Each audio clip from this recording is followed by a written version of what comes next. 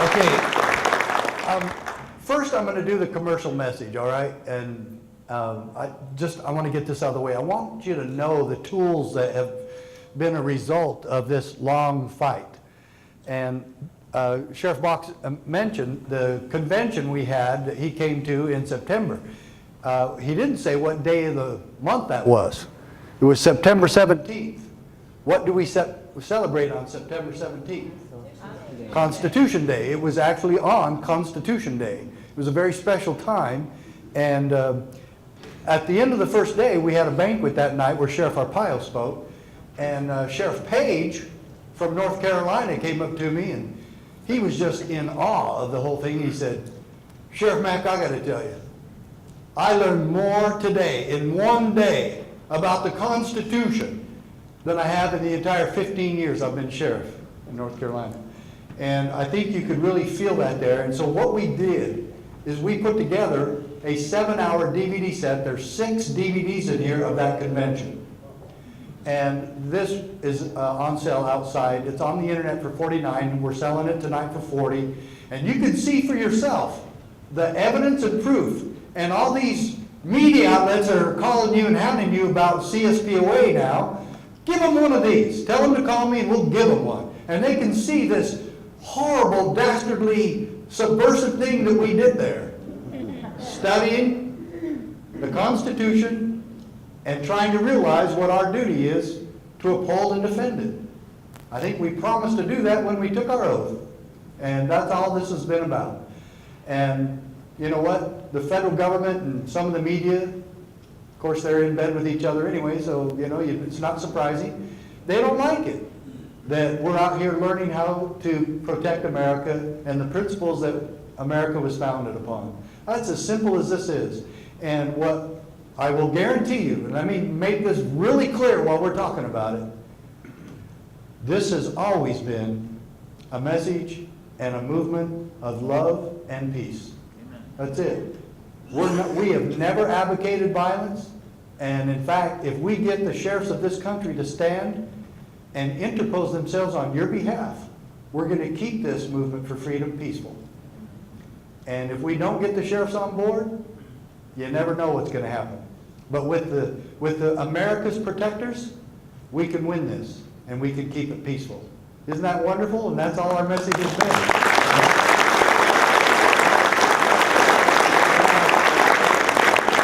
If any of you want to see our first convention, it was a year ago right now, and we had a little DVD of that, and it's not as powerful because it's not as long as the one we did in that. But if you want a 70-minute review of our first one, well, we're not hiding that one either, and here it is.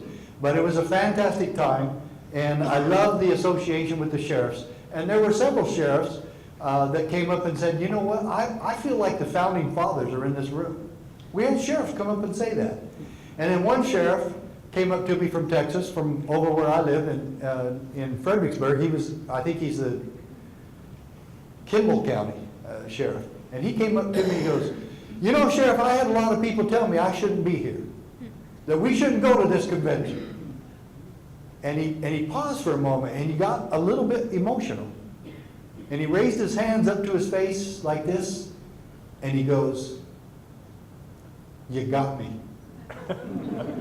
And I said, I didn't know we were trying to get you, but I'm glad we got you.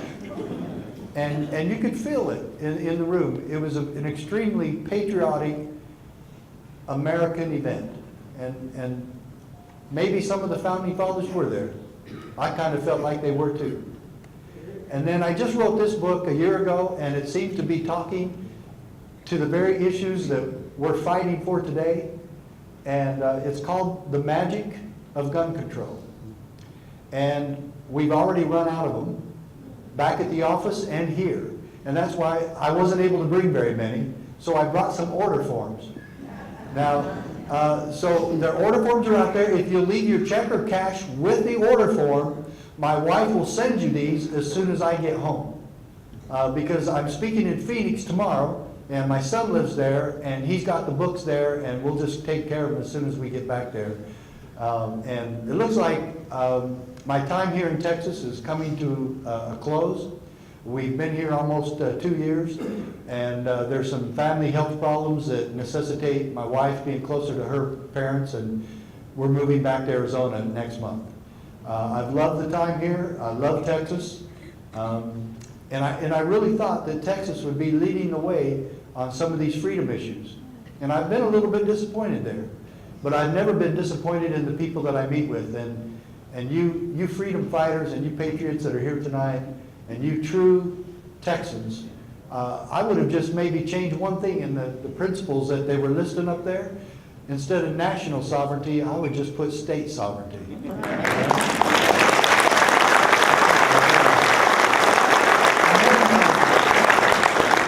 The first book I ever wrote was when the very year, I mean, I started writing this book with a friend of mine just a month after I filed the lawsuit against the Clinton administration to stop the Brady Bill.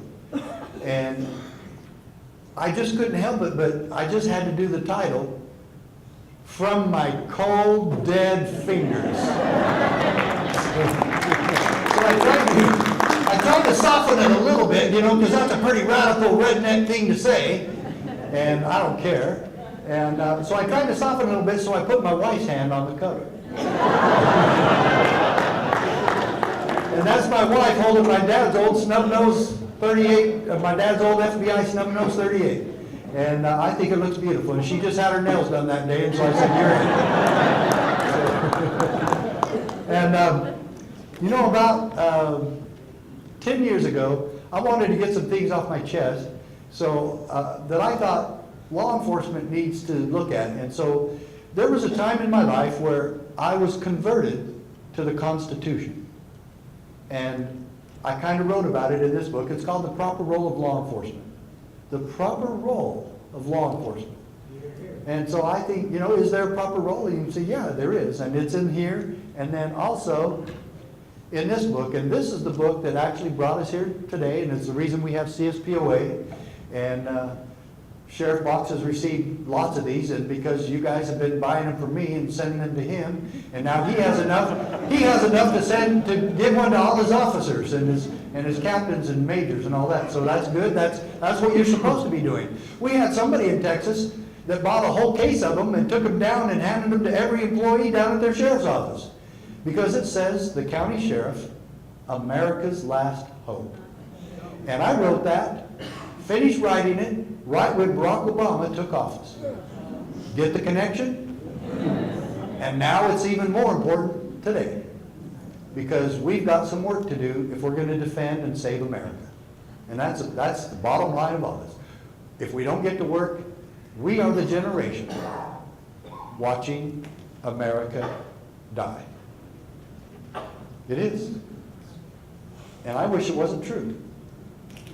Because we owe the founding fathers and people who died in wars trying to save American freedom, we owe them more. And not only that, but we owe our children and our grandchildren more. And to sit back and watch while politicians in Washington, D.C. destroy this country is not okay. And that's why I say we've got work to do. And we better get busy. And people who are standing, like Sheriff Box, need our support, and he works for us, and we need to make sure that, one, he's doing what we want, and two, that he's keeping his oath of office, which it seems like he sure is, and that when he takes heat, that we're there to defend him. So if you see any letters to the editor, or you see anything else that are negative towards him, or about this movement to stand for freedom, you need to respond, and you need to take care of it. And as far as I'm concerned, you're all part of his posse, and he ought to form a posse and make sure you guys are ready to go in case he needs you. And I would like to see every posse member get an identification card from the sheriff saying, these people are on my posse, and I require that they stay armed at all times.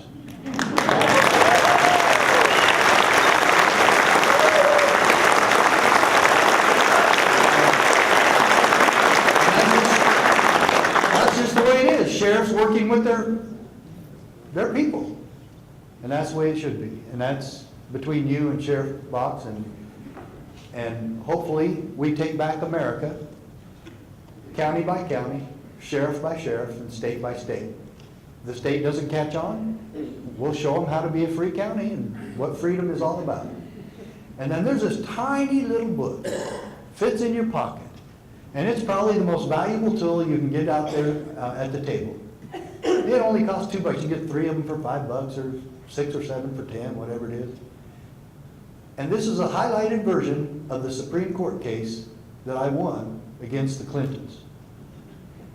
And I mean, you sue the Clinton administration and you live to tell about it. That's a miracle.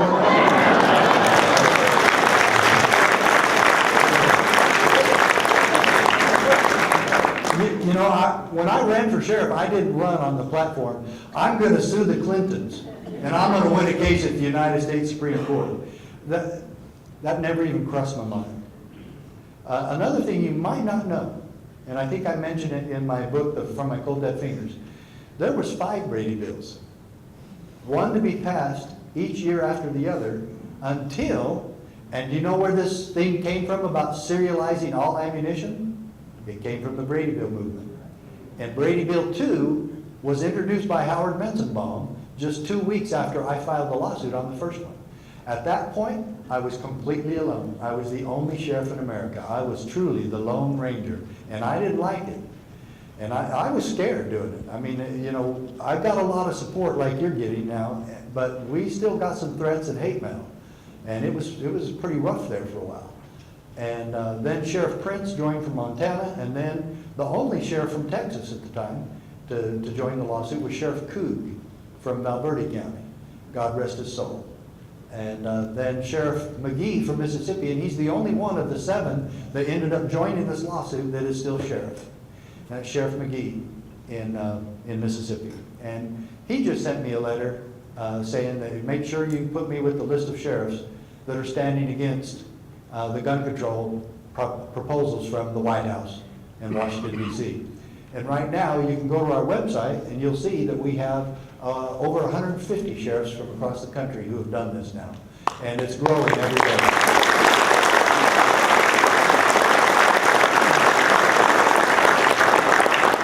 So the Victory for State Sovereignty will take one of your elected officials. You want to make sure that they get one, and they see this, that it just did one simple little thing. It restored state sovereignty. It dusted off the 10th Amendment and restored it as part of the supreme law of the land. And I really love Justice Scalia, the way he presents this, because he does it in a very historical fashion. He even talks about how the EPA was ruled to be unconstitutional in the early 1970s. How did they gain more power since then? Because we let them. And we have allowed this.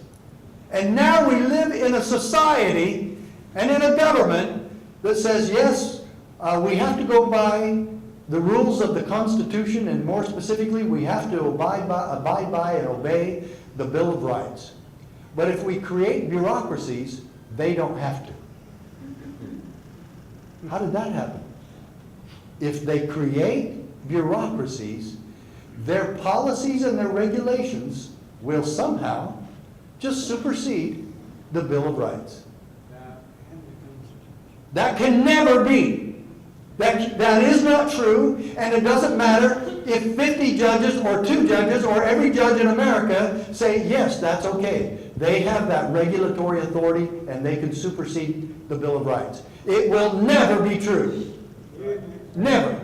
And this is still America, and this is our country, and we the people are going to make sure that it's not true, and we will not do it. And right now they want you to believe that you can't have a gun unless you go through one of their background checks. And I'm telling you, that's unconstitutional too. It's an infringement, and I do not support background checks. I think background checks, personally, I think they're a good idea. But we're going to go over some things tonight that show you, and you'll see that in this ruling, and where Justice Scalia reaffirms a principle of American idealism. And the whole ideal there is that the Constitution protects us from good intentions and good ideas. And that's all we've reduced our government today to, is a list of ideas. Who has the better ideas? Well, I think the Democrats do. Well, no, I think the Republicans do. And it becomes a fight over ideas, who has the best good ideas. And that's not what America was ever supposed to be reduced to. We follow the rule of law. We follow the Constitution whether we like it or not. And you can hate guns or you can love guns. You can love go hunting or not hunting. I've never been hunting a day in my life, and I really don't care to. I don't care if you go, and if you do, please bring back the venison to me, because I'll eat it. We'll thoroughly enjoy it. I just never cared for hunting. I didn't grow up with it, and I don't do it. But the Second Amendment was never about hunting. How many sheriffs have we seen, or others on TV, or pundits and all these? Well, I go hunting. Seen law enforcement officers say that, as if the Second Amendment guaranteed them the right to shoot deer. How absolutely absurd can you get? Or then they want to go say, well, those assault rifles, that has nothing to do with a well-regulated militia. Like they're referencing the Army or the National Guard.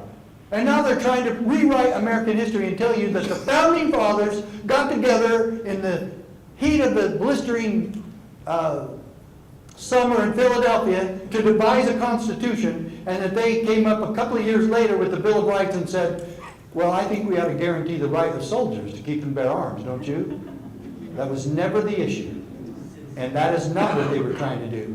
And if you look up the word militia, even if you look it up on Google or in any dictionary, you'll see it was citizen volunteers. That's what the militia was. And if you want to look up history and find out what the militia was, focus on one little thing called the Ride of Paul Revere. Paul Revere called out the American militia. He called out his neighbors. He called out you and me. It was us. And George Mason said, I asked, sir, what is the militia? It is the whole body of the people. And then he gave the warning, to disarm the people is the best and most effectual way to enslave them. And now do you know why we get upset a little bit when we see politicians trampling the Constitution and showing a complete disregard for our country's history, for our country's law? And no matter what you do about analyzing all the statistics, gun control in America is against the law. It is expressly forbidden by the supreme law of the land. So now what I do to celebrate that wonderful principle in the Second Amendment, every time they pass another gun control law, I go buy 2 more. You can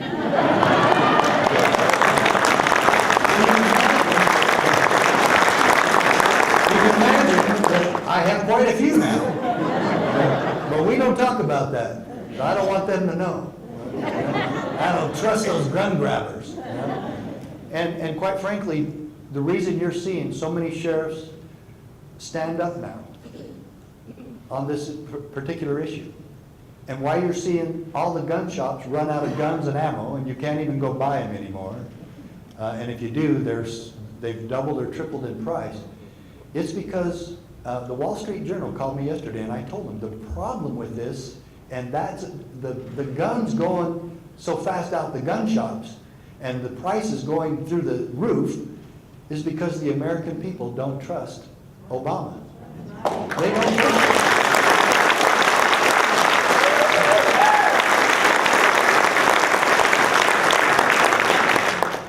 So I want to get into this a little bit so we can get into some of this up here. And if you'll notice the title, we could change that Constitution for Peace Officers. We could call it Constitution for Citizens. So don't think that this is just for peace officers, but a lot of this is what your sheriff saw and a lot of other sheriffs saw at our convention. But they heard from a lot more people than me, okay? There was a lot of great constitutional scholars and other sheriffs speaking as well. And so maybe we'll have Sheriff Box be one of our speakers at our next one. And we hope to have maybe a couple of them this year. But I will say this too. We'll have as many as we can get funded for. And this whole association has only been funded by you. Whatever donations we get in, and the people that would come and say, hey, we want our sheriff to to be a part of your organization. We want them to come to your convention. I said, okay, send the $700 or $800 and we'll make sure they're taken care of. And we paid, we and you paid for the airfare for them to get there. And we paid for the hotel there after they were there, paid for their food. And what a great convention it was, and because you made it happen. And so we would really like to do a lot of these regionally now and take this nationwide, make sure everybody has an opportunity to get to these conventions and to get this information. And so let me tell you right now, it's only limited by the funds that we get. And we could really use your donations and help with this financially. And so it's seriously, the solution and all of this going nationwide, look down at your hands because that's really where the solution is. It's in your hands. And we work, the CSPOA works for you. We'd love for everyone tonight to become a member. So go to our website, sign up on the website, become a member. Okay, CSPOA.org. Everyone in here should become a member by tomorrow. Okay? But I want you to understand why I did this. And there's a little bit of a history here that I want to give you in order to preface what came about after that. You know, all I wanted to be was a cop. And actually, I really started in law enforcement because I wanted to be an FBI, like my father. So I went to college to become an FBI agent. And I speak fluent Spanish. And so I was going to sign up for Puerto Rico. And if you serve in Puerto Rico 5 years, then you get to pick where you want to go. And I wanted to come back to Arizona, where I was raised. And it never happened. It just, you know, I tested for it and things just didn't work out. And I didn't get high enough on the list. And I never got hired with the FBI. So I stayed on with the Provo Police Department 11 and a half years. And some things happened there that absolutely changed my life. And there was one time where Sheriff Box mentioned that I was an undercover narcotics officer, and oh man, that was an education. I don't ever want to do that again. And right after that, I got reassigned to patrol. And what do you do on patrol? You write tickets. And why do you write tickets? Because your sergeant tells you to. And so I never was one for doing things halfway. And most of my life, you're getting the picture already. So I wrote a bunch of tickets. And I mean a bunch. I thought, you know, there was always some plaques on the wall about, you know, the officer of the year or something like that, you know. So I thought, maybe they'll do a plaque. Officer Mack, ticket writer of the year. Oh, good. You know, I'll be the best ticket writer there is, you know. And the ones who brought in the most statistics were held up as the best cops. You know, that's just the way it went. And so it's a beautiful fall day. And I'm parked right next to Franklin Elementary School at 300 West. No, sorry, scratch that. 600 West, 300 South. Everything's a grid there, how they do the addresses. So I'm at a four-way stop. And I'm filling out my daily activity report. This was before we were computerized. So you got to keep track of everything you did back then, you know. And so I'm filling out the slash marks for the tickets I have so far that day and showing where I've been and blah, blah, blah. And I'm parked right as close to the stop sign as you can get to be legal. You know, you have to be about 30 feet away from it. Well, that's where I'm parked, and the curb right here, and I'm doing my work, and, you know, there's nobody out, there's nobody around, just me. And this lady runs a stop sign right in front of me. And I'm facing north, and I'm just south of the intersection. And I look into her car, and maybe some of you ladies can relate to this, but it looks like the Tasmanian devil going on inside the car. And it's just a bunch of kids. And there's heads and hands and feet and arms and legs just going everywhere, you know, whirly-derby.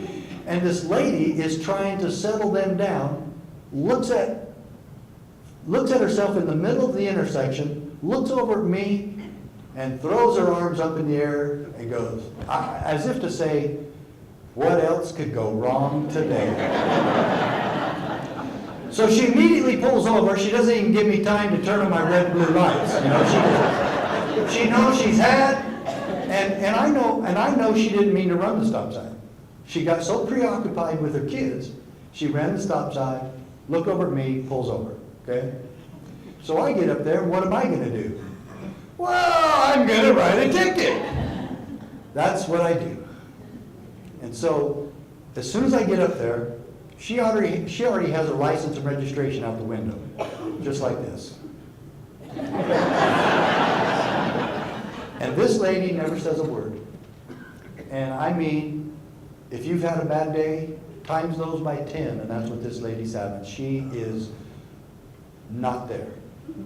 She's not worried about her kids anymore. She's not worried about me. She never said one word to me. Not one. And she is about to change my life forever. I hope one day I'll be giving this speech and she'll come up to me and I'll hug her and thank her for what she did. But maybe she wasn't the one. Maybe she was just the tool that the good Lord used to hit me over the head with a 2x4. And so I start writing the ticket. And at the end of the ticket, as any of you know, Sheriff, you know, and your major knows, at the end of the ticket, you sign your name and your serial number. I just finished that, and then I paused. And I looked down at this depressed, dejected woman, and she was just staring right past the steering wheel through the windshield, outside into the wild blue. I looked down at her snotty-nosed kids, who were some of them still fighting, you know, crying, still doing what the kids do. And I looked down at her cruddy old car, and her car and her kids proved to me that she couldn't have afforded this ticket if it was a $5 ticket. I think back then they were like 40 bucks. And I asked myself a couple of questions now. I said, Mac, is there anything you're doing here that's helping this family? I didn't like the answer. You know, maybe a real cop that's a real public servant would have said, ma'am, look, I know you're having a rough day today. Why don't, you know, from now on, when your kids get going like this and you're in a neighborhood like this, why don't you just pull over? And not only that, but the elementary school's right here. Why don't you let them go play and get some of that Tasmanian energy, run out of them, let them play around for 15 or 20 minutes, and then go about where you were going. I think that would be time well spent. You see, that's a true public servant there. And I was here to get statistics, and I was here to get numbers. So that didn't even enter into the conversation or my train of thought. And then I asked myself another question. Is there anything you're doing here that's bringing honor to the badge you wear on your chest? Well, now, I knew the answer to that, and now I'm more depressed than she is. And I hand her back her license and registration, and I kept the ticket, which we're not supposed to do that. I don't know if you guys have a rule against that. You don't get to just tear up a ticket that you already wrote. You have to be, you're accountable for every ticket. And sometimes your sergeant will go, hey, where's this ticket? You know, what'd you do? And if you want to dismiss a ticket, you can go to the judge and say, hey, would you please dismiss this ticket, blah, blah, blah. After you write it, it's a ticket, you know. But I wasn't really too worried about that. And I broke policy and took the ticket back to the station, tore it up, and put it in the trash can in the briefing room. And the rest of the night, I wondered who I was and why I was a cop and why we have government and what this is all about. Is it just tickets and who makes the biggest arrest and who got the burglary felony arrest this week or this month? What are we doing here? And I was determined that I was going to find that answer. And I still went on the calls the rest of the night that I was assigned to, but I didn't write any more tickets that night. And the next day I came back early before briefing. Briefing's at 2:30. This was swing shift, and swing shift patrol started at 3. And I came back early, and I was walking around the police station, and I'm looking for some of these answers. And I want to know, why am I doing this? And why do we have a police department that does this? And good people around here asking me to do these things to people. And I didn't find any answers. And so I went from the police side over to the city center side. And I'm still walking around, and I ended up walking into the office of the city clerk. And I'm just standing there in uniform and just, you know, and she's going, Sheriff, no, sorry, back then it was Officer Mack. And I said, hi, and she goes, is there anything I can do for you? And I blurted something out that to this day, I don't know why I did it, because it was not a topic of conversation in my life anywhere. And I said, when I took this job, did I take an oath of office? She goes, you sure did, you signed it. It's all documented, dated. It's in your 201 file. And before I could ask her for it, she burned me a copy and handed it to me. And I read it. And I'm telling you, I was so ashamed when I read that oath that I was determined right then to quit my job. My chosen profession, my career, my livelihood, I'm quitting. And I'm not kidding you. I'm not turning in a 2 weeks notice. I'm leaving. I'm taking off my badge. I'm taking off my Sam Brown. And I'm going to the chief's office, and I'm going to leave it there. Whether he was there or not, I did not know. And I was going to leave it there and tell him, I'm sorry, I'm not going to do this job anymore. I can't. I'll talk to you later. I'm leaving. And then right before I got into his office, there's a lobby that separates the city side to the police side. And I paused again. Boy, those pauses in my life have been really drastic. And I imagine having this conversation with my wife. You got one of those too, right? I call it the subconscious. And my wife has been that for a long time. So I pause there in the lobby and I'm going, what's this going to be like? I'm going to go home and my wife's going to go crazy on me. And so this is how the conversation went. And remember, this is just going on in my head. And she goes, so you quit your job today? I said, yes. You quit your job because you're a liar and a hypocrite. Yeah. You took an oath to something that you don't even know anything about, and you didn't even know you took the oath. Yeah, that's right. I said, I'm sorry, I'll get another job. I promise, I'll get another job. It'll be okay. So we can't pay the house payment. We can't pay the car payment. Does that sound like a wife? Yeah. And we can't buy the kids new school clothes, all because you got a little guilty conscience, and you're a liar and a hypocrite. That's it. And she goes, could you do something? Could you consider something for me? And I said, sure, anything. Would you consider keeping your job and quit being a liar and a hypocrite?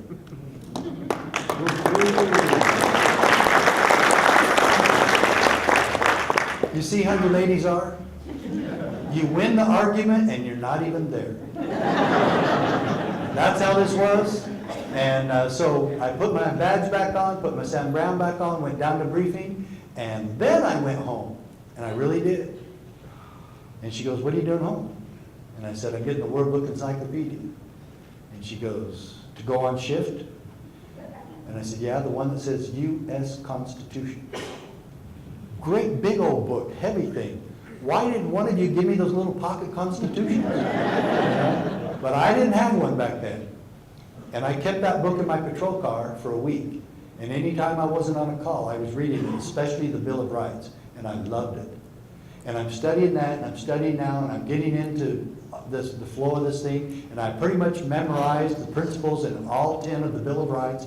And I wanted to hear more from the Founding Fathers, and I started reading about them. And then another miracle happens. The state of Utah that oversees police officer standards and training, it's called POST, Utah POST. Texas, I think, has a little bit different name, but a lot of them are called POST, Arizona POST, Utah POST. They put out a training seminar called Constitutional Studies for Law Enforcement Officers. So I said, great, I'm going. And there was 240 cops in Salt Lake City at the University of Utah studying about this, and I hope some of you know the man's name that was the instructor.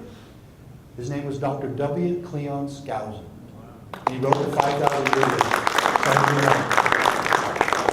Well, he used to work in the FBI with my father, and they knew each other. So I said, man, I'm going to this. And during 2 days of police training, we studied the making of America.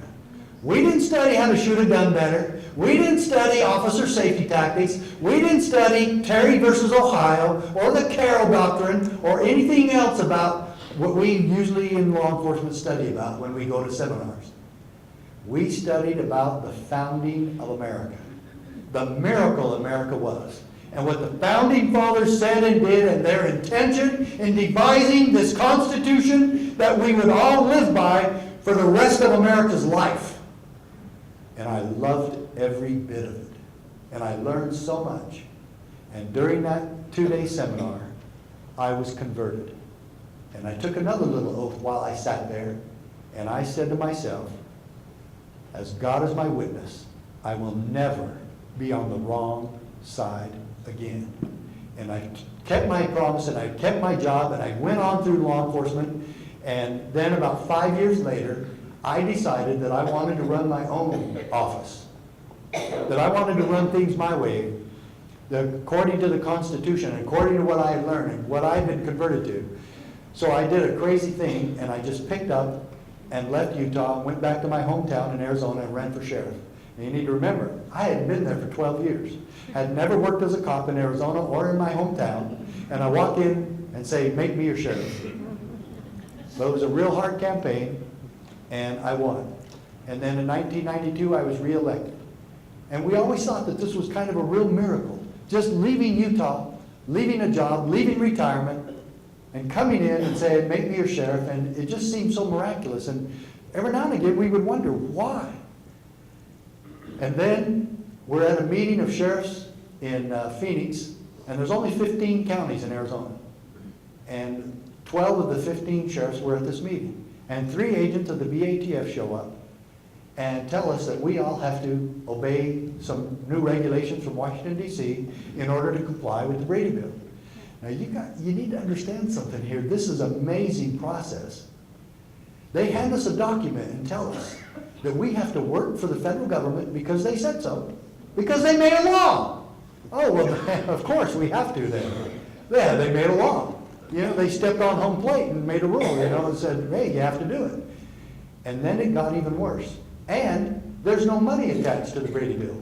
You have to do all this stuff for us and pay for it yourself, out of your budgets. And use your personnel and your resources. And just do it because we said so. And keep all the records of all these background checks you do on people. And there's this one little provision in there, and I'm going to show it to you as we get going on this slide presentation. I'm going to show it to you. So you don't think I make these things up. I'm going to show you the evidence of everything I'm talking about. Okay? So you're not going to be able to say, oh, Sheriff Mack, this crazy guy just made up all this stuff. And I'll show it to anybody. Anytime, any place, I don't care who they are. I'll show you the evidence. And so they said this is what I really want you to show. This is the first time in American history that the United States Congress made a law signed by the president that said if sheriffs don't do what we tell them, they're subject to federal arrest. Absolute true story. And man, I'm just shaking my head. And all the 3 BATF agents leave, and you never heard so much cussing in your life. None of the sheriffs, didn't matter what party they were, none of the sheriffs liked this. The federal arrogance and all this, they were saying, we're not going to do this. And then, by evening time, it all changed. The cussing waned, the emotions waned, and everybody started to acquiesce. And all these sheriffs that totally convinced me, I'm the youngest sheriff in the state at that time. And they're all saying, well, you can't fight City Hall, we'll just have to do the best we can and get along with this as best we can. And I said, you guys, you already totally convinced me we can't do this. Why should we do this? It's gun control. It modified the Gun Control Act of 1968. It's federal gun control. They're using us as pawns. And they're threatening to arrest us, and we're going to go along with this? Why would we do that? And so they all just are staring at me like, God, you're a rookie. You don't know anything. We're the seasoned sheriffs here. And so I said, I left there really disappointed. I didn't have any support, and I didn't know what I was going to do at that time. I just said, we can't do it. Well, I had a 3-hour drive home, and I was brooding and brooding all the way home. What am I going to do about this? I can't do it. I'm not going to go along. Finally, I drive up in my driveway, and it hits me. And I mean, it scared me. I'm going to sue my own government. I'm going to sue the Clinton administration and get out of this. Oh, I'm going to take it all the way to the United States Supreme Court. I'm going to win this, and I'm going to win a landmark, monumental decision for state sovereignty. And I'm going to, no, good grief. I didn't know what I was doing. I was probably the most naive person doing this that you've ever seen in your life. But I said, I'm going to sue you. And I almost got comfortable at a moment. I said, but no, I won't. There's no way my wife's going to let me do this. So I said, okay, I'll just go in and tell her this crazy thing, and she'll tell me to go lie down or take an aspirin or something, and everything, she's going to stop me. And I actually took comfort in that. Good. I don't have to do this. And I guess she was having a bad day. She totally supported it. And, I'm going, can't depend on her for anything. Stop me, And so seriously, I thought she's just going to tell me, look, what are you talking about? So when I did come up to her, I hadn't been home for a day and a half, and of course she wants to come up, give me a hug and a kiss. And before she even did that, I just said, I'm going to sue the Clinton administration, and we're going to stop the Brady Bill, and the Second Amendment reads what it says, and I'm just going to do this because I swore it up, and that's it. Of course, she didn't know what the heck I was talking about. And so she goes, what the heck are you talking about? And I said, I really am. I'm going to sue the Clinton administration to stop the Brady Bill, and it's going to cost us everything, home, career, job, whatever. And she goes, well, I'm sure I don't know what you're talking about, but I know you. And she goes,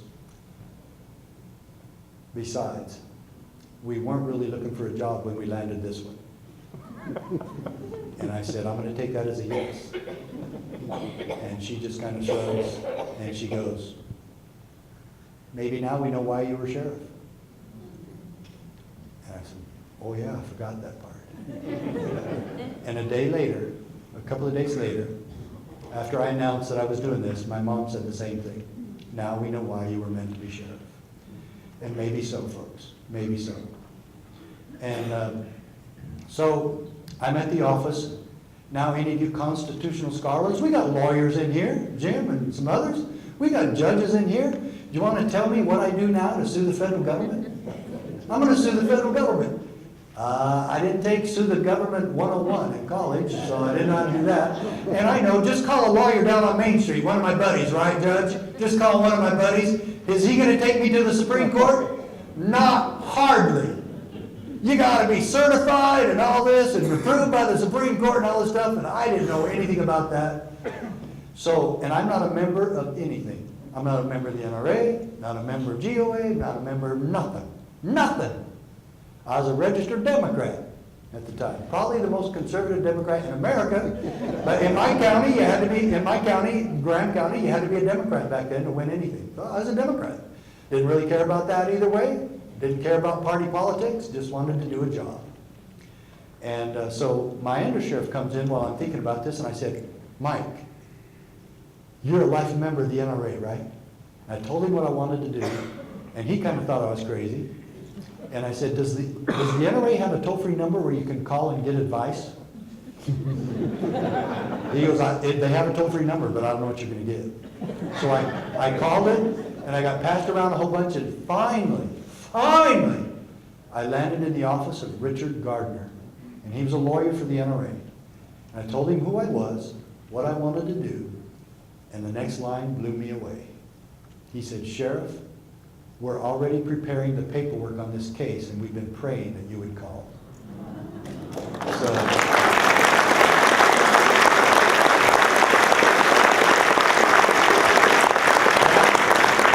that story is the very beginning of this book, and you'll see that in here. Okay, The Magic of Gun Control. And so I got all excited, of course. They're going to pay for the whole thing. They have lawyers ready to go. And I said, we're going to sue on the Second Amendment and prove, finally, that it protects a God-given right to self-protection. And he interrupted me. He goes, Sheriff, calm down. We're not even suing on the Second Amendment. And I said, even I know that's what you do. You're the NRA. And he goes, we have no standing on the Second Amendment, and you don't either because all law enforcement is exempt from the Bradyville background checks. And I said, well, what paperwork are you preparing then? And he said, a 10th Amendment challenge. It's airtight. And I said, states' rights? He goes, yes, states' rights.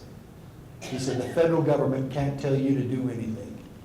And I got this big smile on my face, and I said, even better. I like that. That's why I did this. They can't tell me what to do.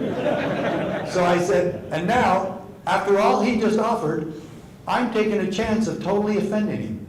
I said, I really appreciate all you're offering and all you're doing here, and I hope we become very good friends and all this, but I said, I want my own lawyer. And I said, I don't want this just to be the NRA case, so I want my own personal lawyer on this. And he said, great, we'll work with your lawyer. I said, oh, wow, this is getting easier all the time. And I said, can I ask you another question? And he goes, sure. Can you recommend a lawyer out here in Arizona that knows and understands the Second Amendment and the Constitution? And he goes, sure, Dave Hardy in Tucson. He used to work for us. And so I called Hardy. They had his number.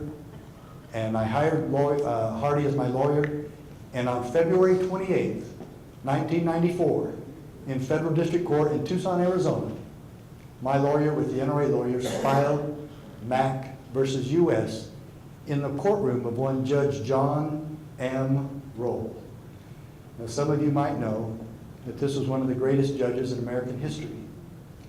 And he was murdered in Tucson on January 8th, 2011, during the assassination attempt on Congresswoman Gifford's life. He stepped in front of a bullet for somebody else. There's a chapter in my book dedicated to Judge Roll and all he did to change my life and all he did for me.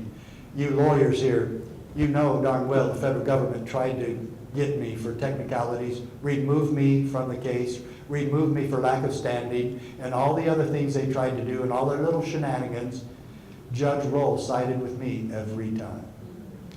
And something happened amazing that I still think applies, I don't think, that I know applies to what's going on today. At one point, the lawyer for the federal government broke protocol. I'm up on the stand. This is the only time that any of the 7 sheriffs testified was at the district court level. The rest of the time, it's all transcripts and finagling with lawyers. But the only time we testified was at the district court level. Circuit court, no. And the Supreme Court, no. Each side gets a half an hour there. That's it. Okay? And it's just a review. It's a review. And then the Supreme Court just start firing darts and spears and just play devil's advocate and really go after you, except Justice Thomas. He never says a word. Okay? That's his MO. Okay? So, Judge Roll, at one point, when the lawyer was talking to him, I thought my lawyer was going to interrupt and object because the lawyer for the federal government was trying to submit evidence. And you can't just be cross-examining a witness and then start giving your own evidence. Okay, that's not allowed, but it is if nobody objects, and nobody objected. And I'm sitting there going to my lawyer, what are you doing sitting there? She's doing something wrong. And I couldn't say that to him, you're not allowed to do that either, are you? So, my lawyer was wanting to see where this was going, and he was very smart to do so, because Judge Roll stopped it. And she says, Your Honor. And I'm sitting there going, you're supposed to be talking to me. Anyway, she says, Your Honor, why in the first 4 months of the Brady bill, we have done 250,000 checks and we've denied hundreds of thousands of felons from gaining access to guns in this country. And Judge Roll stopped her.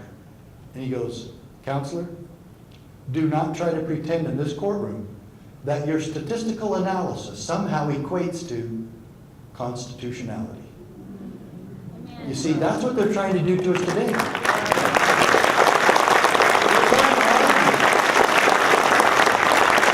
They're trying to argue with us and get us caught in this argument whether or not guns are a good idea or a bad idea. They hurt crime, they reduce crime, they increase crime. If you have more guns, then you have more crime. And if you took the guns away and then look at the statistics and be like England and Australia and all these other countries, and even if you do look at the statistics, even objectively in any way, you'll see that none of that is true. But it's an argument that doesn't need to be made because you go back to what Judge Roll said. Your statistics do not make it lawful. And it goes back to what I said and what I put in the book, that gun control in America is still against the law, regardless of any statistic you could throw our way. It doesn't matter if guns are good. It doesn't matter if they're bad. Oh, they commit all these crimes and all these people are killed with guns and horrible. Oh, brother. If you want to live like New York, go live there. Or if you want another place,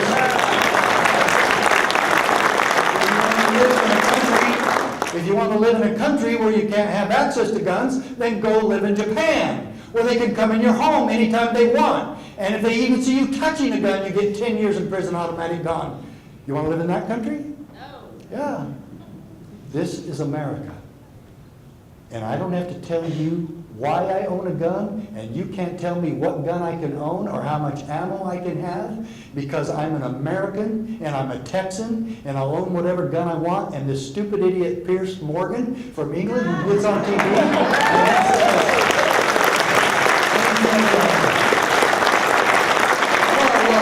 Tell me why then that you need an assault rifle. And I will tell you, Mr. Morgan, it's none of your damn business.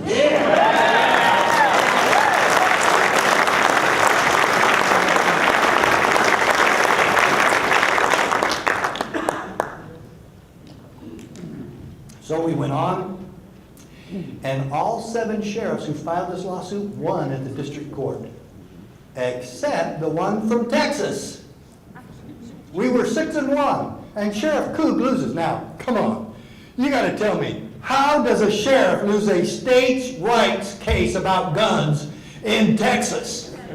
It must have been the judge that moved here from Chicago. So anyway, Coog lost, but thank goodness this went this way. Sheriff Prince and I are both in the 9th Circuit. You know where that is? San Francisco. And it's the most liberal court in America, even more liberal than the court in New York. And they're the most overturned court in America. We lost on appeal. We lost at the 9th Circuit, Prince and I. But Coog and Romero from Louisiana are in the 5th Circuit, which is New Orleans. And they won on the same case. So we have 2 circuit courts, 2 appellate courts, complete opposite rulings on the same issues. And my attorneys came up to me and said, you pretty much got a free trip to Washington, D.C. And sure enough, Sheriff Prince and I appeared at the United States Supreme Court December 4th, 1996. And then the decision was rendered June 27, 1997. In a 5-4 split decision, the United States Supreme Court agreed with us that the federal government has no authority to tell the states to do anything. And I'll tell you the biggest quote in there is this one right here. Quote, state legislatures are not subject to federal direction. Don't you wish your state legislature knew that? Yeah.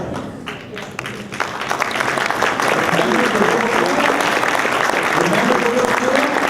And whoever's here from the city council, if the state legislature is not subject to federal direction, do you think you are? Of course not. How about the county commission? They're subject to federal direction, right? Scalia clarified that too. He said the states or their political subdivisions or the officers of the political subdivisions are not subject. Okay? It would be completely meaningless to say, oh yeah, the state legislature is not subject to federal direction, but the cities and counties are. I mean, that's ridiculous. Of course not. And then he comes up with this thing, quote, but the Constitution protects us from our own best intentions. Folks, that comes from the United States Supreme Court. Would you like other people to see that? Yeah. How about everybody in government, and how about all your neighbors and anybody who wants to get into this? And now, we're going to get into this, and I'm going to show you the evidence. Okay? None of this stuff is my own creation. It's all plagiarized. I guess I can plagiarize some of it because it's my case. Okay? But I'm just the messenger here. And I so appreciate all of you being here to see this for yourself. And now your duty after this is more work. My dear friends, we must do more. all of us. As much as Sheriff Box is doing, he has to do more. And if you're with him on it, he can. I commit to you to do more. I don't know when I'm going to get the time, but I'm going to do it. I work 12 to 15 hours every day. I had no days off, ever. The last day off I had was Christmas, okay? And I worked all the rest of the time. I did take a little bit, I took about a half day off on New Year's, and I watched a couple of football games, but that was it. And now, okay, let's go to the next one. See if that can play. Let's test the sound on that. You know what you think about when you're lying here, when you're gonna die, you think, that's all right. You lived a long time. You had a family that loved you. You had a job that you thought made a difference, that you thought was honorable. And then you see this.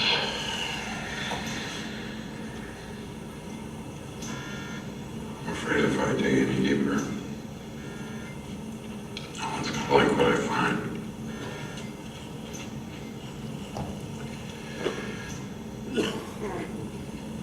You took an oath. If you recall, when you first came to work for me, and I don't mean to the National Security Advisor of the United States,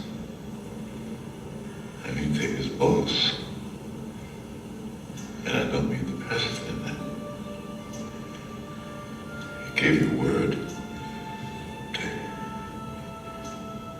his boss. You gave your word to the people of the United States.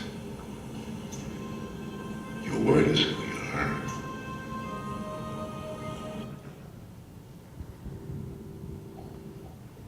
Your word is who you are. I think you've got a pretty good man for sheriff here. I think he fits that. I'm really in awe of all the sheriffs that are standing across the country.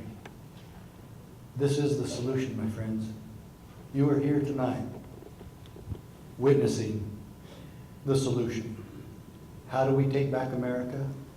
County by county and state by state. It must start here. How do we make the federal government irrelevant?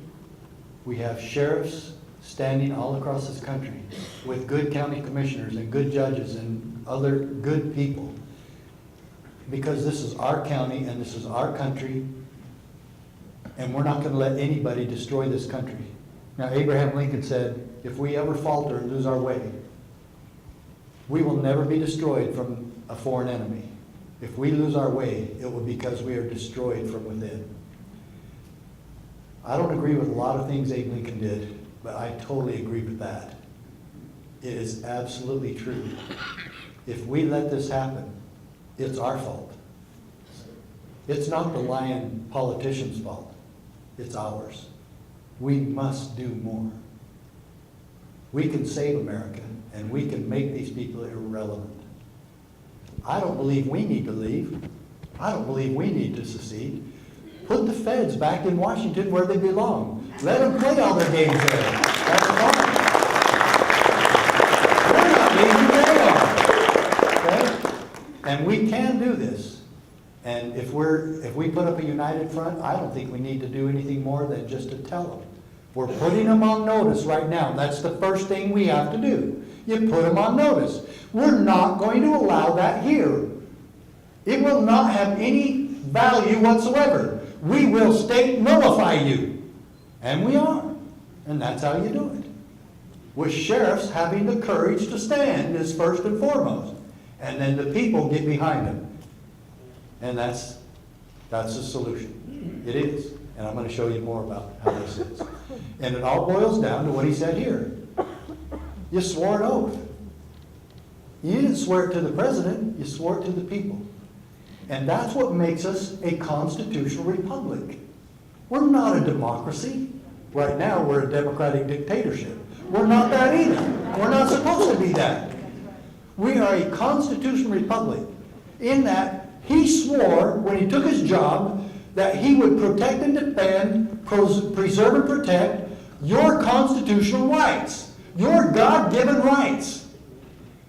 And if all of you, in a democracy, if all of you came to him and said, we want you to violate her rights, we don't like what she's doing. We think that she's a witch. So, and believe me, there's a lot of beautiful witches. You might be one of them. So the sheriff says to his people, I'm not going to go arrest her for being a witch. He said, you work for us. You have to. No, I swore an oath to uphold and defend the Constitution, and her rights are going to be protected as much as yours. My friends, that's a constitutional republic. He can't violate the rules, even if you ask him to. You can get a new sheriff who might, but as long as he's sheriff, he's going to keep his word, and he's going to obey the rules.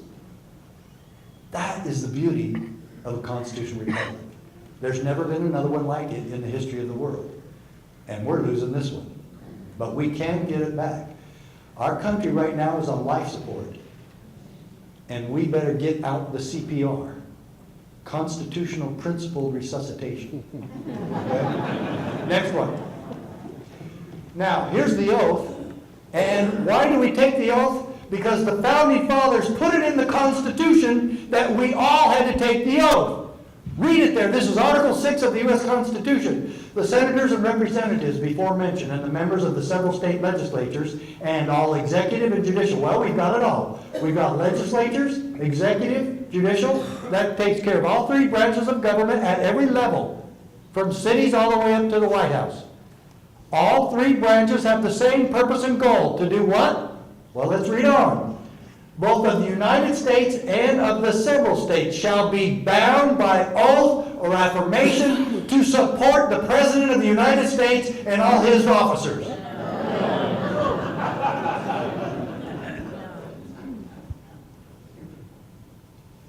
To support this Constitution. So all three branches of government have one goal, and that is to preserve the Constitution. Does he work for the judge? No. Does he work for the legislature? No. Can you ever tell the judge or legislature no? I'm sure he already has several times. He's telling one big one right now no. But we don't work for Washington. That's nothing. But sometimes I told the judge and the legislature no. We don't work for them. Sometimes we work with them, and you want to work with them, and you have to. But sometimes you even tell them no. And we're going to get into that in just a little bit too. Okay? He works and answers to his boss. We, the people of this county. That's it. That's it. He doesn't have any other boss. Well, his wife. All right. Next one. Now look, Madison and Jefferson both talked about this nullification stuff way back in 1775 when they wrote the Virginia and Kentucky resolutions. I love what they said in here. They used the word, specifically Madison, used the word interpose. And let's read right there. That the state's legislature is duty bound. Now would the county legislature be duty bound? And would the city legislature be duty bound? And would the sheriff be duty bound? Yes. To do what? To interpose their power to prevent the federal government from victimizing its people. Did Madison and Jefferson think that that might happen sometime after this all was there? Yes, of course. They knew the tendency of people to grab power and to be lustful for power. You know, probably one of the biggest examples of that, if you want to know somebody who just lusts for power, I'm going to stick my neck out and say maybe you've watched Hillary Clinton in action. That is a person who lusts for power. Okay? There. Okay? Now, interpose. That is a doctrine that's been around for a long time. That the sheriff, that the county commission, that the governor, the state reps, the city councilman would interpose on behalf of the people. Which means, even if it costs me my life, I will interpose for you. Hopefully that won't come to that. But even if it costs me my job, I will interpose for you. Can you imagine the other one on that? And we hear this sometimes, don't we, Sheriff? Oh man, I better not do this. I might take some heat. I could lose my job. I'm not going to stand.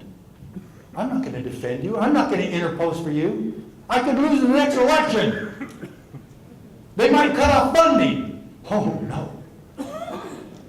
Folks, do you really respect somebody who's going to tell you, I'm not going to keep my oath, and I'm not going to stand for freedom, and I'm not going to stand for your individual liberty because I might lose my job?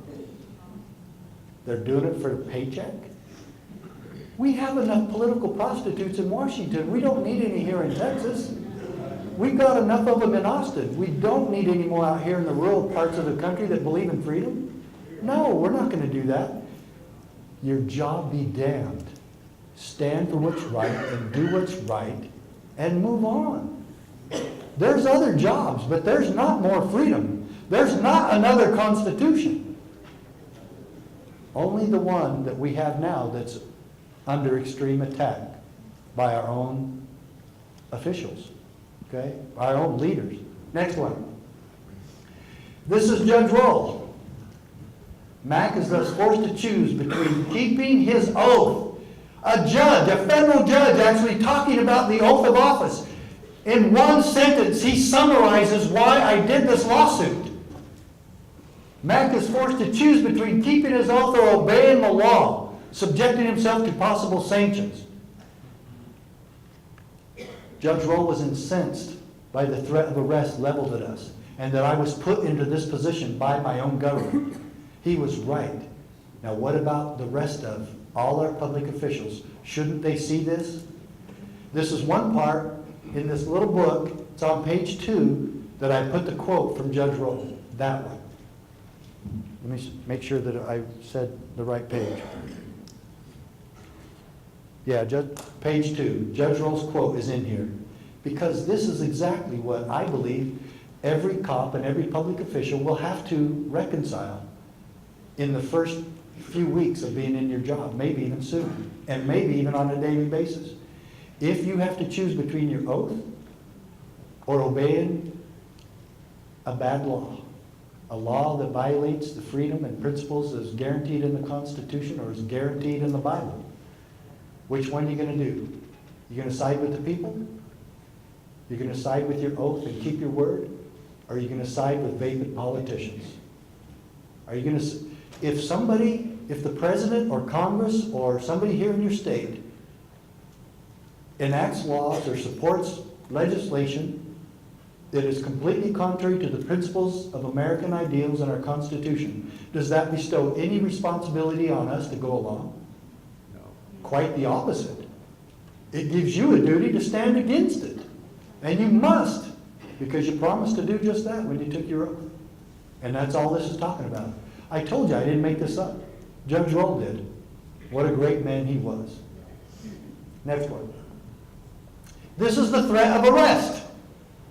I told you I didn't make this up. Under a separate provision of the Gun Control Act, any person who knowingly violates the section of the Gun Control Act amended by the Brady Bill shall be fined under this title, imprisoned for no more than 1 year or both. Now, they tried to soften this and they said, when we filed on this and we filed an injunction, my attorney says, hey, do you want to do something kind of fun? I said, we want more fun? He goes, why don't we file an injunction against the federal government from arresting you? And I said, could we get it? And he goes, I think Judge Roll will give it to us. And so we're now filing an injunction against the Justice Department and the Clinton administration from being able to arrest me until we're done in court. And Janet Reno wrote a memo to the judge saying, oh, well, we didn't mean that and Congress didn't mean that rule right there for the sheriffs, but just for the FFLs, the gun shops. And Judge Roll told her, Ms. Reno, he wrote back to her and said this in his ruling, you're not allowed to interpret the law for Congress, and you're not allowed to change the law just because you write a memo.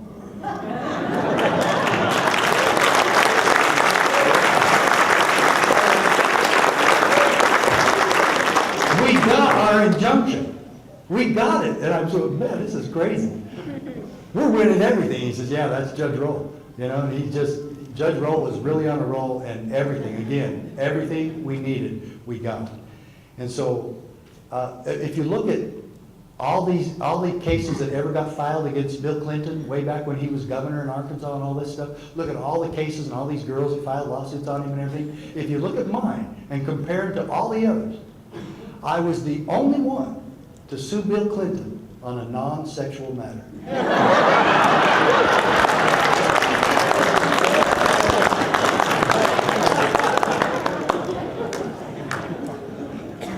All right, play that one. This one's...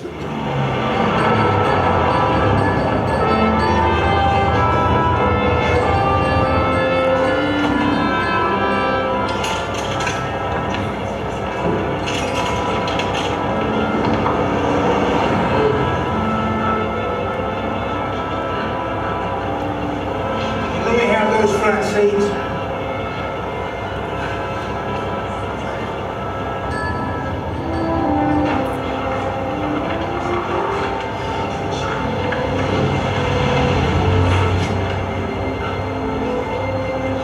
Y'all better make it light on yourselves and let me have those seats.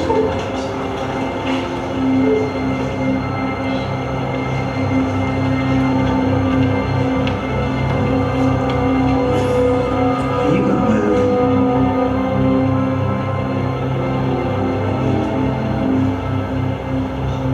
No. If you don't give me that seat, I'm gonna have to arrest you. You may do that. All right, you all know the story. I've talked about this, I write about it. And I've had people come up and complain to me, go, Sheriff Mack, you shouldn't use that story. That whole thing was staged. Didn't really happen that way. It was all fake. Even the bus driver was paid off and paid to be part of it and all that. And you know, bottom line with that, I really don't care. She still risked her life doing what she did. She did. She could have been hauled off that bus and hung before they even called the cops. But they called the cops. The bus driver gets off and gets on a payphone. Didn't have cell phones back in 1955. But this was December 1st, 1955, Montgomery, Alabama. It was the law. This isn't just a tradition, folks. It's on the books. It's a law. She was arrested. She was taken away by 2 deputies. She was booked into jail. Can you imagine, Sheriff, what her booking sheet said? Failure to give seat to a white man. In America, we've always had stupid laws. And we've always had stupid people enforcing them. Instead of saying, no, I'm not going to do that. That would be the moral thing to do. I think that you need to ask every public official, especially cops. Every sheriff should have to answer to this also. If you were called back into time to that very incident right there, and you were the one to handle the situation, would you arrest Rosa Parks? Knowing what we know now about equality, freedom, and our Constitution, and that we were all founded on the notion that we're all created equal, what would you do? You going to enforce the law? You know, yours isn't, you don't make the laws, you just enforce them, right? This is what I would like to believe I would have done. I would like to believe this is what I would have done, but this is a good sheriff. This is kind of what I believe we're seeing from sheriffs all across the country today, these types of people. That the sheriff would have taken the call when it came in, and he would have heard the dispatcher talking about this, and he says, I'll take that call. Deputy Smith, come with me. And Deputy Smith's thinking, oh man, this lady's going to get it now. The sheriff's going to make an example of her. And they get on the bus, and they walk up to Rosa Parks, and the sheriff says, ma'am, just what seems to be the problem here? And Rosa Parks is scared now. She knows she's in trouble. And she looks up at the sheriff with her big, beautiful eyes, and she says, why can't we just be left alone? And this good sheriff is touched. And he says, you know what? And he sits down next to her, and he says, Mrs. Parks, I want to shake your hand. And he shakes her hand, and he says, ma'am, it would be an honor for my deputy and me to escort you home safely. And they do. And what you want today is a sheriff who knows how to do that and knows the difference between a stupid law and a principle of liberty and an ideal that we base this country on. And you don't enforce stupid laws.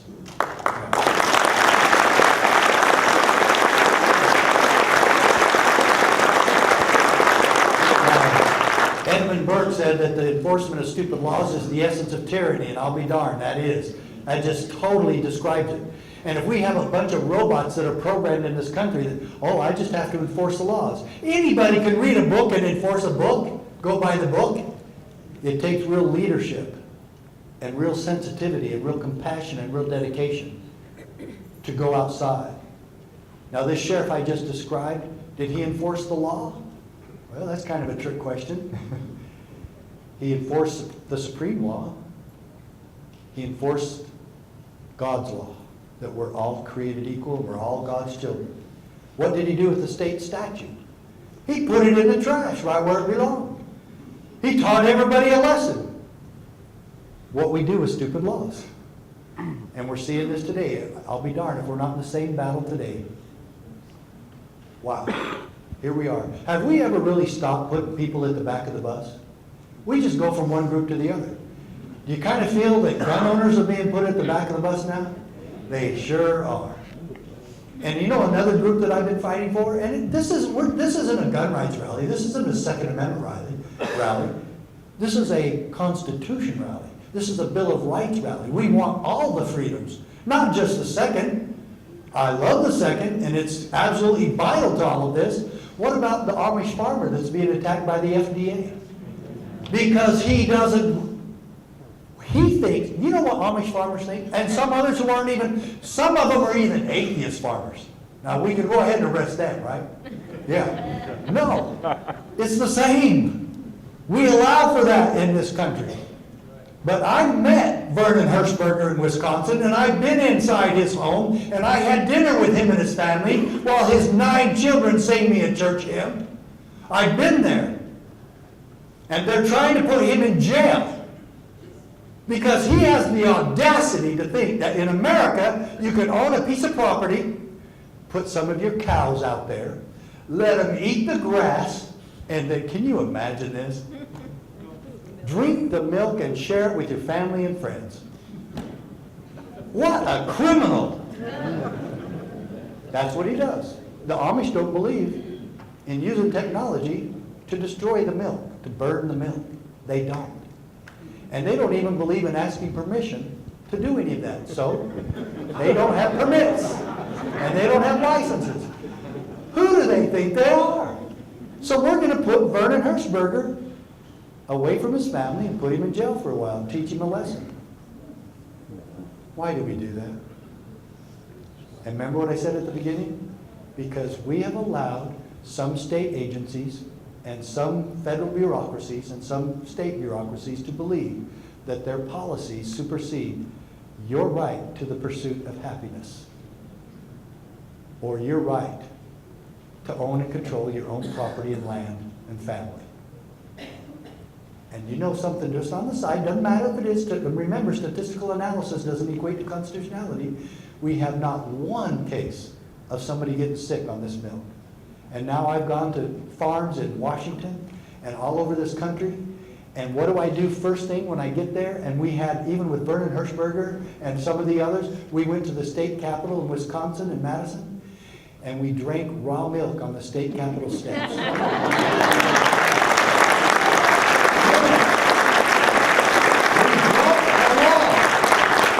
And then when I was asked to speak at the Kentucky Sheriff's Association banquet, just a little over a year ago, I had a local farmer bring me some raw milk, and I drank it in front of every sheriff in Kentucky. I broke the law. It's against the law to even have it. You know, it's like drugs or something, you know. So I drank it. I said, you guys could arrest me. And the Louisville sheriff was sitting on the stand right next to me. It was his jurisdiction. And I was a little bit worried about it. Actually, I thought, one of these guys are going to One of these guys is gonna, give me a ticket and say, you gotta go see the judge. You can't have that stuff. Give me the rest of that. I'm gonna test it, see if it really is raw milk, And I've gone around doing this raw milk and I drink it there in Madison and everything else, and I gotta tell you something. I hate milk. But I don't know, maybe it's psychosomatic, but this stuff tastes better than store-bought milk. It really does. But you gotta have it cold.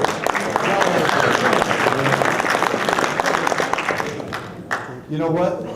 No more Rosa Parks, because your sheriff and your local authorities know that we take care of all citizens regardless of color or background or who your daddy was.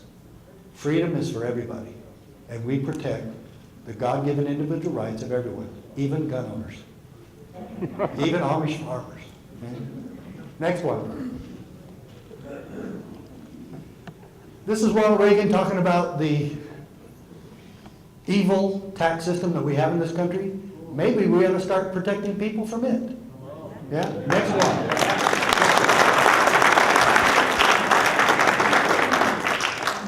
Next one. This is it. This is one of the biggest quotes right out of this case.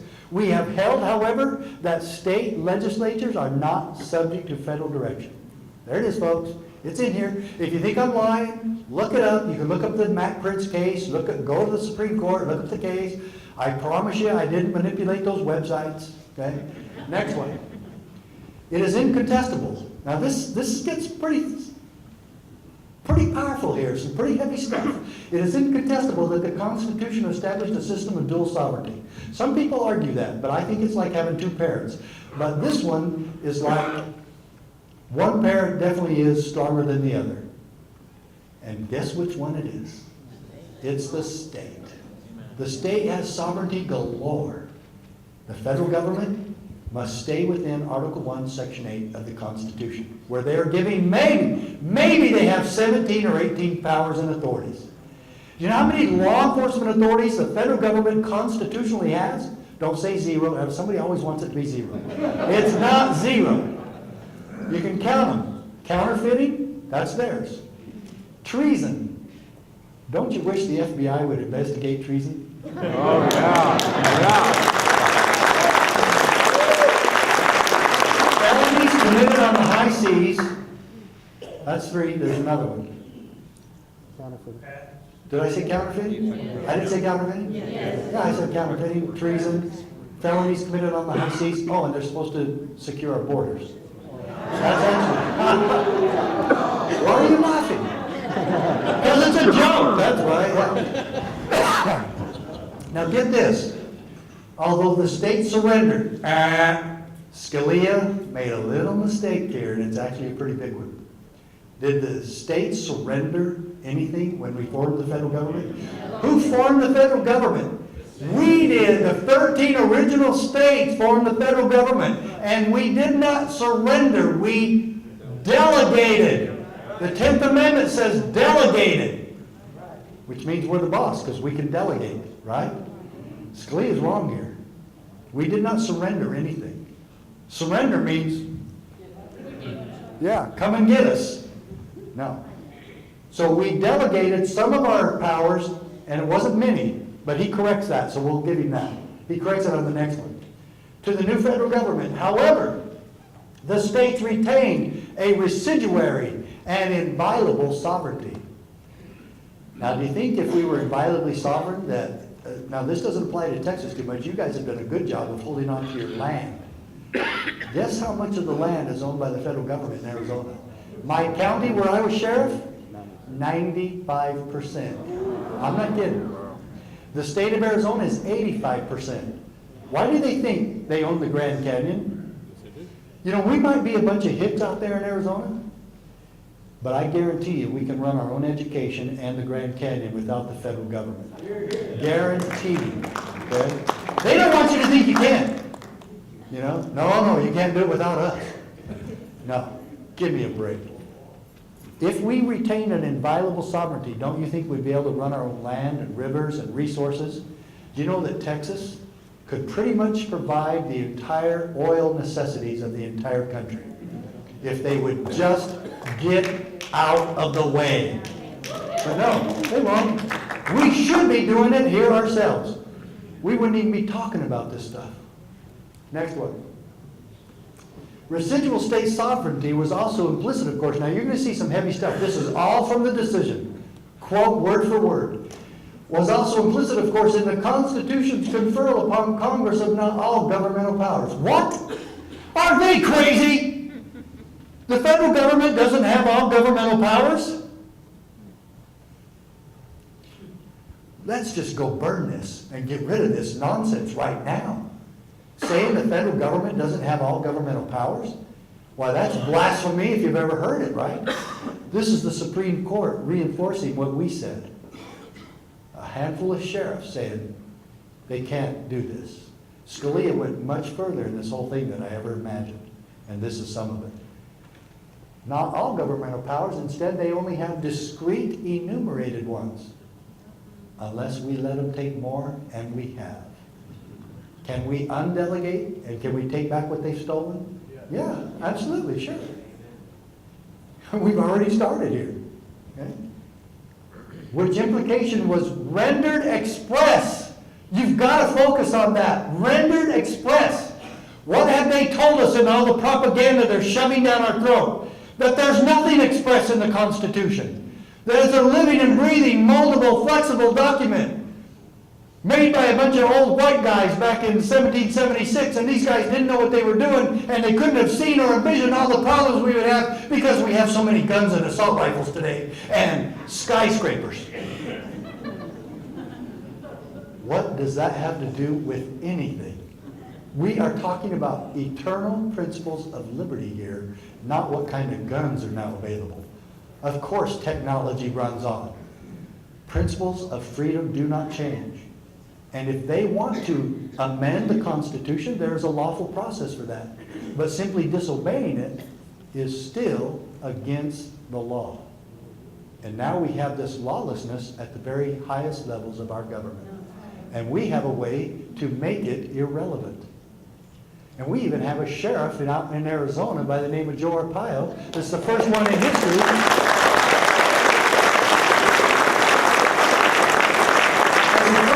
In history to investigate a criminal episode by the president. And I've seen the evidence, and I thought the birther issue was hogwash and everything else until I saw Joe's investigation. And it's absolutely irrefutable what he has come up with. And he can't get anybody to listen to it. So anyway, next one. The great innovation of this design was that our citizens would have two political capacities. One state and one federal. We all get that. Don't we get that? All right. Get the next line. Each protected from incursion by the other. What? You have a protector in the audience tonight who knows what that means. Each protected from incursion by the other. In other words, if the federal government comes into Texas or your county and commits these incursions, these trespasses, these encroachments, who's supposed to stop it? Local officials. The state officials. Okay? Each protected from incursion by the other. If we committed an incursion, the federal government would be within its power to stop it also, because we all have the same goal and objective, and that is to protect liberty. Okay? The only problem is that the greatest threat to our God-given constitutional American liberty today is our own federal government. I'm not happy to say that to you, but I'm not going to lie to you either. Now, I'm not going to tell you everything's hunky-dory, because it's not. And America is dying. And we can do something about it. And we will. Next one. As Madison expressed it, the local or municipal authorities form distinct and independent portions of the supremacy. We all share the supremacy. The federal government is not the supreme authority. We all share it. And we can exercise it, especially when we tell them no. Next one. This separation of the two spheres. What two spheres are we talking about there? Is everybody with me here? The federal and state spheres. Now let's get what they call this. State sovereignty is one of the, what? The separation of the two spheres is one of the Constitution's structural protections of liberty. We're almost at the end here. We might as well go home now because we're not talking about anything important, are we? Just one of those little structural protections of liberty things that they trample upon every day. State sovereignty, my dear friends, is one of the Constitution's structural protections of liberty. Because state sovereignty is here not to protect your rivers and not to protect your geography, but to protect the sovereignty of the individual. That's the important thing about state sovereignty. It does your state no good to be sovereign if the citizen is not. Okay? That's why we're here. Get this. Just as they compare state sovereignty to like a fourth branch of government. Here's what Scalia says about it. Just as the separation and independence of the coordinate branches of the federal government serve to prevent the accumulation of excessive power in any one branch, now he gives us the solution. The solution that we're all a part of. He gives it. He says what it is. And this is why we've got to look at this and do more. A healthy balance of power between the states and the federal government will reduce the risk of tyranny and abuse from either front. So my dear friends, what's the solution? A healthy balance of power between the states and the federal government. Do we have that healthy balance today? Of course not. Can we take it back? We have the power, we have the authority, we have the Constitution, and we have leadership. And we're right. And for God's sakes, this is still Texas. Come on. Next one. And why do we do all this? Not just because we're Texans, but because we're Americans, and this is the solution, and now he is quoting Madison. Hence, a double security arises to the rights of the people. Wonderful. How is that? Because the different governments will control each other. At the same time that each will be controlled by itself. Any question here as to whether or not the federal government's going to control itself? We have to do it. And I'm so disappointed. I was thrilled to call myself, I'm a brand new Texan, and what did the state legislature do? They ran and ducked like cowards. When we had them on the ropes on the TSA thing, you're not going to grope Texans in our airports. And they threatened to make us a no-fly zone. Oh no, we cried. Don't do that, federal government. We don't want to shut Dallas. We have 2 airports here. What would we do? Do our own security and tell the TSA to get out of Texas.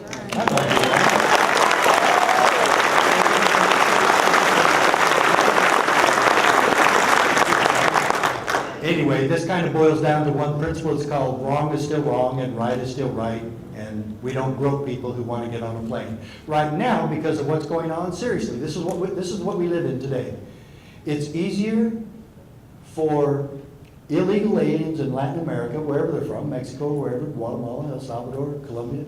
It's easier for them to get into our country than it is for you and me to get on an airplane. Yeah. Next one. Next one. Keep going.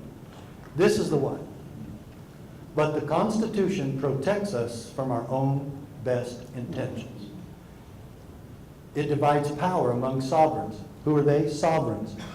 And among branches of government precisely so that we may resist the temptation to concentrate power in any one location as an expedient solution to the crisis of the day.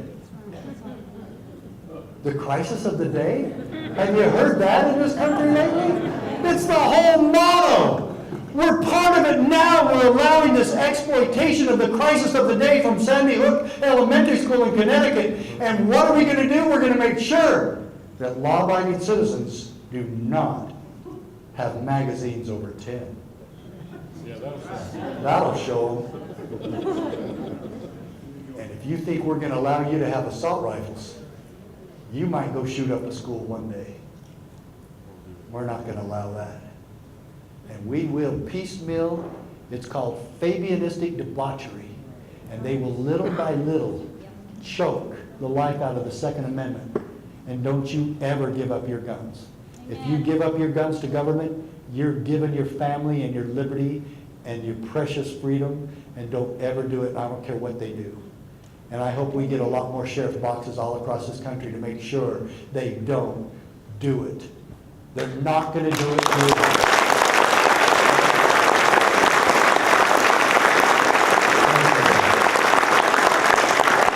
Now, this is the decision of the court. This is Justice Scalia shaking his finger at the federal government.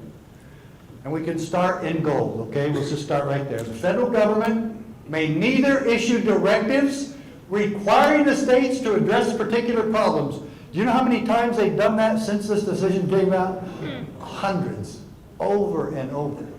You know why? One of the reasons is because the federal government will give you money if you do what they say. And people want the money. And where does the federal government get the money?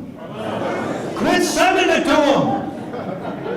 Cut the financial strings and bring them to the bargaining table or to their knees. But we've got to stop playing that financial game. It's ridiculous. That's right. Man, oh man, I don't get it. The federal government may neither issue directives requiring the states to address particular problems, nor command the state's officers or those of their political subdivisions. I told you, cities, counties. How about school boards? Oh, the school boards. They're the worst ones ever. I wish we could help you voters who voted us into office, but we have so many federal mandates. We can't help you. We can't do what you want. We can't run these schools how you want. What? We voted for you, and you do everything the federal government says. Yeah, that's it. Then why do we vote for you? Good question. Don't vote for anybody who says that. To administer or enforce a regulatory program, they can't tell us to do anything. How about if we want to do oil exploration how we want and not how the EPA wants? They don't have any authority here. Read the decision. You'll see how they were ruled unconstitutional anyway. Next one. It matters not whether policy making, this is the last part of the order. It matters not whether policy making is involved, and no case-by-case weighing of the burdens or benefits is necessary. Such commands are fundamentally incompatible with our constitutional system of dual sovereignty. So it was ordered. 2 small-town sheriffs standing at the U.S. Supreme Court win against the Goliath federal government. And now it's all in your hands. I have to tell you, this was really a miraculous process. And when this small-town boy from Arizona walked into the Supreme Court, it was absolutely awesome. It felt like hallowed ground. I'm not saying everything they do in there is good, but I'm saying it was a good place. And it's a good place. And it has been marred by people who didn't know what they were doing. Judge Roberts, most recently. And what an absolute horrible mistake. But you know what? They're not the final say on Texas freedom. The Supreme Court is not the final say on what is freedom and what is not. They're not. We are. This is still our country. And he even put in there that the states could opt out. And the states are still sovereign. He did not change my decision. He did not change this case. We are still sovereign. And we don't have to put up with this ridiculous Obamacare mandate. And we don't have to put up with the ridiculous gun control that he's going to try to shove down our throats. And luckily, we've got a lot of good federal agents that we can work with and tell them this is how it's going to be. We don't need any more gun control. And gun control has never, ever reduced crime, made us safer, or secured liberty. Far from it. And we won't have any of it. And let's not fall prey to any of their propaganda and the kind of arguments they try to get us in. We're free because we believe in freedom. Even if the Constitution didn't exist, we are still free because God blessed us with this gift. He endowed us. We were endowed by our Creator. And where do we see the purpose of all government? We see it right in the Declaration of Independence, right after that wonderful part that you hear quoted all the time, that we're endowed with certain unalienable rights. They can't be leaned. That among these are life, liberty, and the pursuit of happiness. Then it's the very next line that we must remember. That to secure these rights, governments are instituted among men. That is their only purpose. And if they violate that, we have an obligation to stop it. And that is our duty as Americans. And that's what we must do. Now, if we are not subject to federal direction, what does that mean? That means the president, being the top executive of the federal government, cannot tell us what to do here in Texas or anyplace else, Arizona, Hawaii, doesn't matter. And that means the United States Congress cannot tell us what to do. If they can't tell us what to do, how did the EPA get the authority? How did the FDA get the authority? How did the IRS get the authority? Why do we allow this? Why have we put up with this for so long? All I ask is to be free, which means government must leave me alone unless I hurt somebody else. Not if I might hurt somebody else. If I hurt somebody else. Okay? They must leave me alone. And you. And how much government leaves us alone defines the essence of liberty. Now, folks, I know you've been here quite a while. It's 9 o'clock. My, how time flies when you're having a good time. And I have had a good time with you tonight. And we're not going to open it up for questions. I've gone too long. And I hope you forgive me for that. But make sure you do more. Donate more. Keep us going at CSPOA. I'm asking you to help us be successful there. We'll go as far as your donation takes us. And that's the truth. But I want to close with one thing specific. When I went to that training seminar with all these cops, remember I was telling you when I was converted to the Constitution? Well, Dr. Skousen, when he's taken us through this wonderful lesson called The Making of America, he had a book titled The Making of America. Great big old book. And I just don't think you need that big of books, you know? Keep them short and sweet and powerful, okay? That's what we did. Well, he and I struck up a friendship during breaks. He and I would talk about old FBI stories of my dad and him working together a little bit. And he really liked my dad, and we became real good friends. And at the end, when he handed me the book, he looked me right in the eye and he said, "Make me a promise." Yeah. He said, "Promise me that you'll teach these things to your children." I've kept that promise. And now I teach them all over the country. And I've even started teaching them to my grandkids. And I've got 9 grandkids and 1 on the way. And the first grandchild was a girl. And she's not even 7 years old yet. In fact, she's barely 6 and a half. And her name is, well, she was born on the 4th of July, and her name's Liberty. And my first grandchild, can you believe that? My first grandchild, born on the 4th of July. And so I started teaching these things with Libby, with Liberty. And you can look on my website at SheriffMack.com and you'll see a picture of me teaching some of these things to her kindergarten class in Utah. One of the most precious, touching moments I've ever had in my life. And at one point, Dr. Skousen, in this seminar with a bunch of 240 big, tough cops, he had us all stand up and he taught us a little kindergarten exercise. And I've never forgot it. And I'm going to share it with you tonight as my closing. And I do this everywhere I go. This is how I close. And I want you to know that this comes from my heart to yours. And I dedicate this to all of you, to your children and to your grandchildren. I dedicate it to the Founding Fathers. And I dedicate it to mentors of mine who taught me and allowed me to be here today. Stephen Pratt, who was at our first convention and spoke. And Dr. Skousen, who taught me so much. He passed away about 3 years ago. Stephen Pratt died just a few weeks ago. He was absolutely amazing. You'll see him in the first video I was telling you about from the first convention a year ago. And most importantly, though, I dedicate this to America for the peaceful process that we still have available through good men like are here today and women who are leaders in this country and in this county.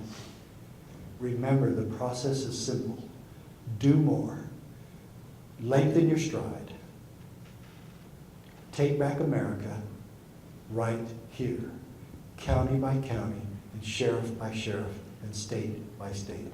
Forget Washington, D.C. It's the most corrupt place on the face of the planet. Okay? Focus right here, and you can do it.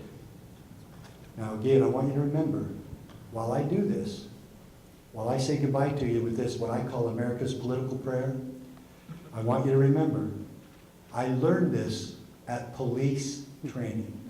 Okay? I'm going to need you to hold that for me. What? No, because she'll be in the way then. So don't be in the way. Okay, we good? We're good. This little political prayer goes like this.